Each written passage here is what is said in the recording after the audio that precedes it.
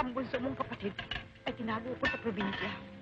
Sapagkat ang mga dalagita sa Baynila ay pinagkasapantalahan ng mga kaaway.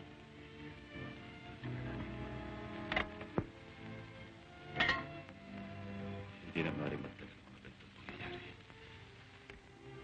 Anak, kaninang galing ako sa kampo at pinagtatanong kita, ay narinig ko na mga kawal Pilipino nalalakda sa kasundo ang hindi mag-aalsa sa kaaway ay kanilang palalayain. Anak, magda ka na upang magkasama-sama tayo. Paano kayo nakapasok sa loob ng kampo? Nung una, ayaw pumayag yung sinuhulang kong opisyal ng Hapon, ngunit niloko ko at pinakita ko ang aking mga limit na mata at sinabi kong Hapon ang aking lolo.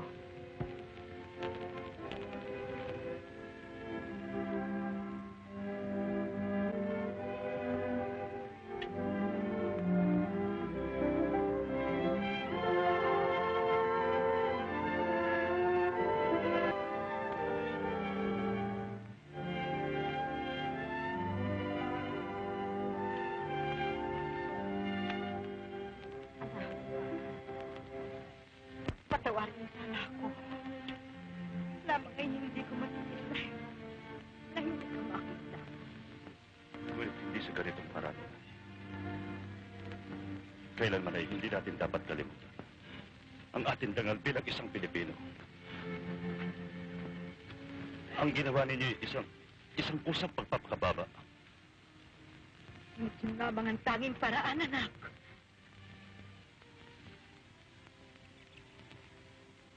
Ina, kung gaano ang pananabik ninyong magkita tayong dalawa, ang sa akin ay higit pa. Ngunit hindi sa ganitong paraan. Hawa, anak, at hindi na mauulit. Sige, kumain ka na, talamig ang pagkain. Wala na akong gana.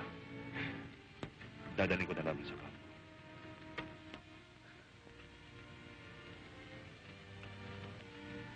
Karon may aalis na ako, anak.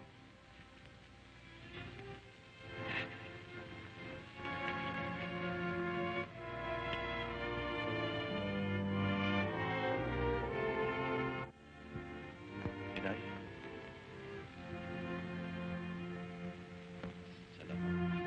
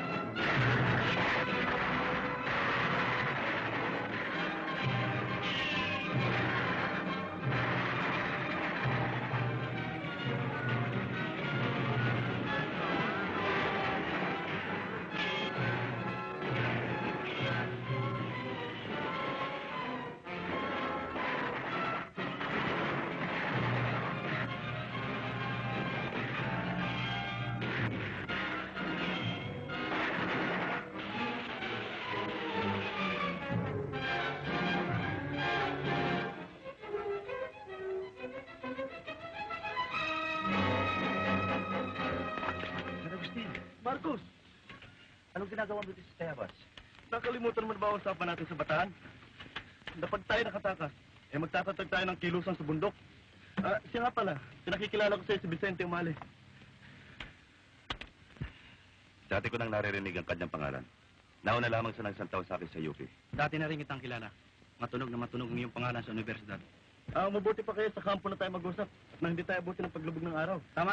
Nang mapag-usapan tuloy natin susunod na hakbang. Tayo mga bata!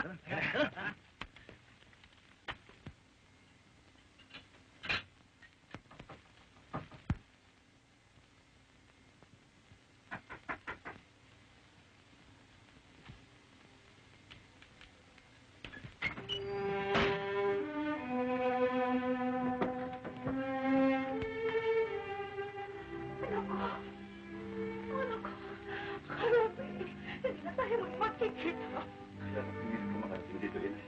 Para huwag kayo mag-alala.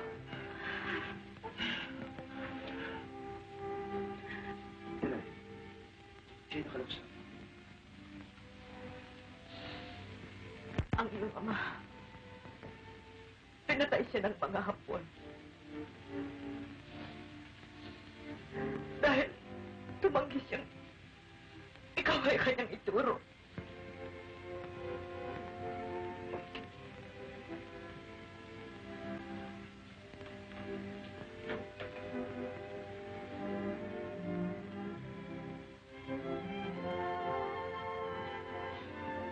Sa ginawa nilang ito kay Itay,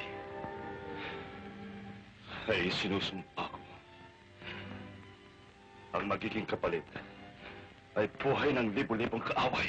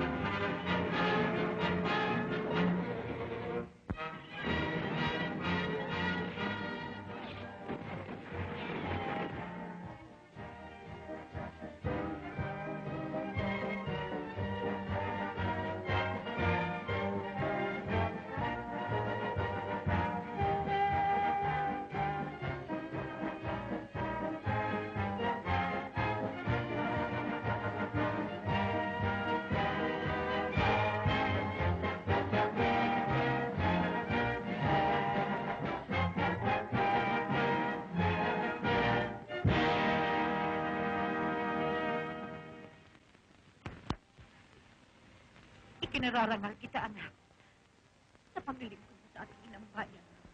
Maraming salamat. Ang dinaramdam ko lamang ay napakaliit ng layalay ko sa ating bayan. Hindi lamang ako, kung hindi pati na mga libu-libong mga kawan na nagsipaghandog sa kanilang buhay sa pagtatanggol sa ating inang bayan. At kayong mga naiwan dito na nagtiis at nagpakasakit ay may tuturing ding mga bayan at ang tanging bumubuhay sa aking pag-asa ay naniniwala ako na sa gitna ng pagkalugami ng ating bayan ay babangon ng tagumpay sa gitna ng kapaitan sa araw ng bukas.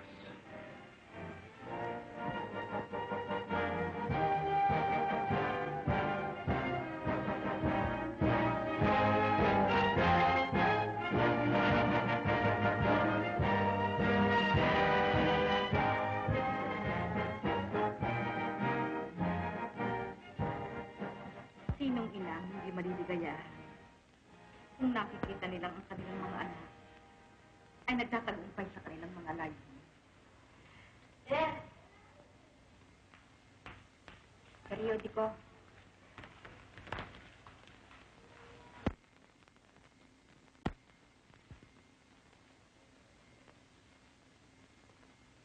Hindi ako pari makapaniwala, Mr. President, na nalimutan na ng Amerika ang kasaysayan ng Batanas ko ito. Nakapagtataka na magsasawarang tibula lamang si General Macan at si General Wainwright, samantalang sila mga naging saksi sa kagitingan ng mga Pilipino. Ang ginawa nila nito, Mr. President, ay pagtalikod ng isang tapat na kaibigan. Anong magiging kinabukasan ng mga libu-libong taong umaas sa kanilang tulong na ipinangako nila? Inaasahan ng mga taong ito'y magiging puhunan nila sa kanilang pagpapagong buhay. Pero, bakit sa akin mo binubuhos ang iyong hinanakit? Bakit hindi mo parinig sa Washington ang lahat ng mga pinaliliwanag mo sa akin? Naroon ang Kongreso ng Amerika at hindi sa silid nito. Meron yata kayong ibig sabihin, Mr. President. Meron nga, Ferdinand. Ikaw ay ibinilang kong kasama sa pangkat ng Philippine Veterans Commission na tutulak patungong Amerika. Dahil dito, isusuot mong muli ang iyong kasuotang militar. Ako po? Bakit? Sa akin ka lang ba may lakas ng loob upang magsalita, upang matira? Hindi naman ako sa gano'n. Ferdinand, marami ka ng digmaan at usaping napagtagumpayan. Sa usaping ito ay kinakailangan magtagumpay ka sapagkat nasa panig mo ang katwiran. Nakasalalay sa timbangan ng katarungan ng karapatan ang kahihiyan ng ating mga kalahi at ating bansa. Ngunit sino ako? Sino kami, Mr. President? Para makipaglaban sa usaping ito. Kung ang pagtutol ng kanilang Pangulo ay hindi nila binigyan ng halaga, kami pa kaya ang pakikinggan nila. Ang dala ninyo'y katwiran, Ferdinand. At ako'y naniniwala na kayo may sapat na kakayahan upang ipakilala ninyo sa kanila ang kahalagahan ng katwiran yan para sa ating naghihirap na bansa.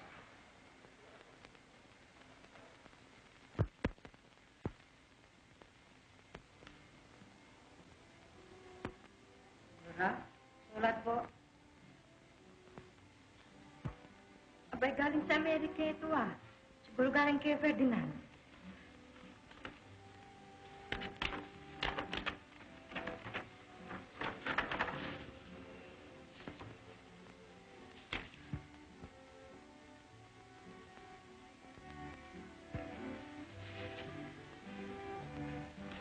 Inay, hanggang ngayon ay naririto pa kami sa Washington. Ngunit, ayos na namang lahat ang mga papeles.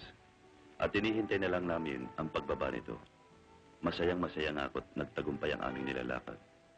Madali namang naunawa ng Presidente ang kawawang kalagayan ng mga veteranong Pilipinong nangangailangan ng kanilang tulong.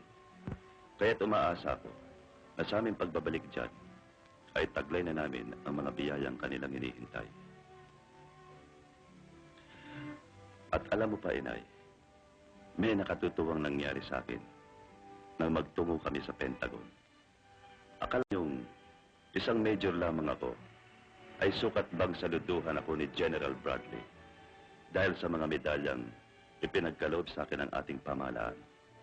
Biruin ninyo, karangalan ko yun.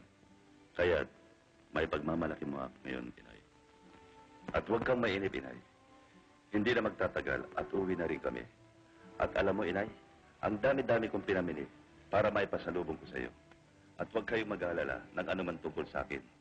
At alam mo naman, good boy na good boy ang anak mo rito. Good boy daw. Sagot mo kayong telepono. Opo. Hello? Opo. Opo. Senyora, telepono. Sino yan? Malacanang po. Hello? Sekretaryo. Ano ho? Darating na sila? Oo, oras na dumating ay papupuntahin ko dyan. Oo. Ano kaya ang kailangan ng presidente sa aking anak? Napakahigpit ang bili na oras na dumating daw ay papuntahin sa kanya. Binibiro yata niya ako. Hindi ako nagbibiro, Ferdinand.